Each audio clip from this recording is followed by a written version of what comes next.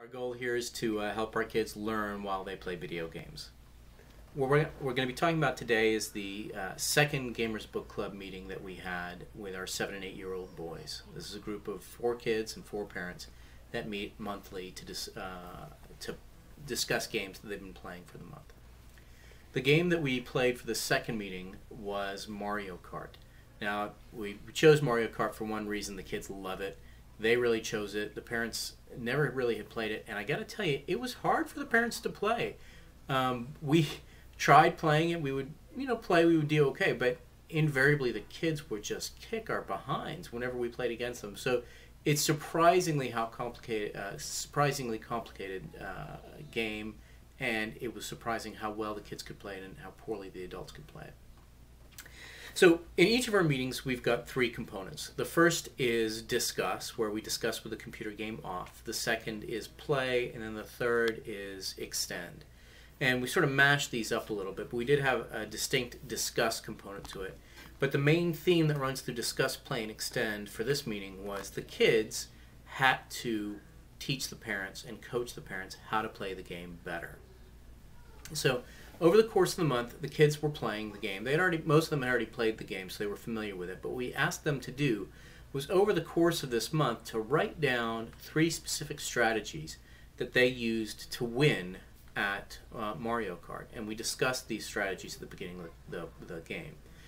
One of the interesting things was that the kids didn't really know the difference between a rule and a strategy, and so that was a discussion topic that we could sort of focus on and expand the discussion. So when we first asked them to tell us their strategies, they really told us rules. Well, you press 1 to go forward, or to go backwards you press this. To release one of the things that you release to inhibit or to hinder your opponents, you press the up button.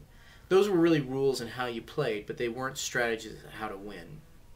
So once we sort of explained the difference between a rule and a strategy, then we asked the kids to explain their strategies. And they all had strategies. And it was sort of interesting to find out which strategy each child used.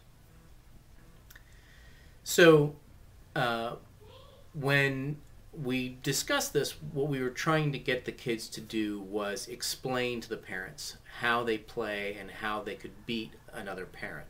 So we took that discussion into the play component of it. And now it wasn't the kids who played, but really it was the parents who played. So the kids were the parents' coaches.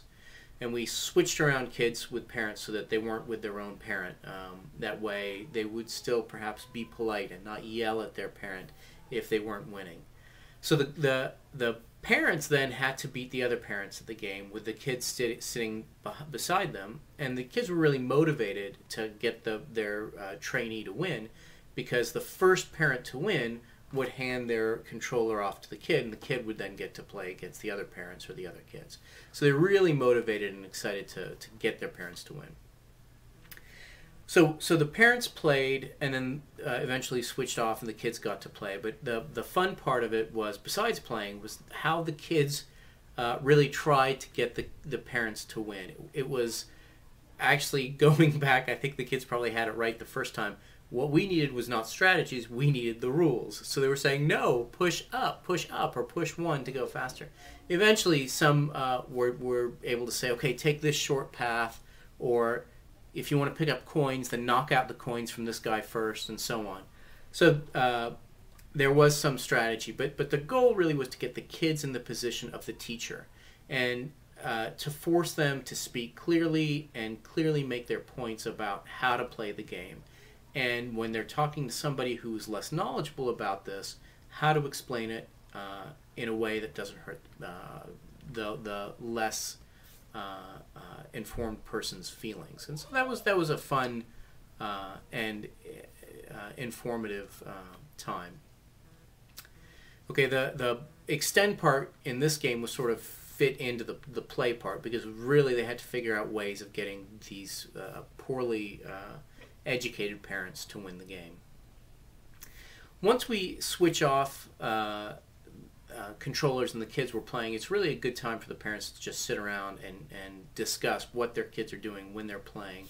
And a lot of interesting stories come up about you know, which 7-year-old is ordering credit cards online and what the credit card companies are saying and so on and so forth. So that a lot of things can surprise you when you actually find out what's going on with the other kids and your kids as well.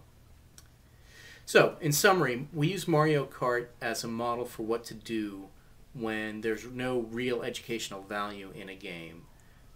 And in this case, what we did was we put the kids into the position of the coaches and insisted that they really be able to communicate clearly to someone who's less informed about their topic. We hope you enjoy it, and if you try out Mario Kart, I hope you will let us know about it and how it goes. Thanks for coming.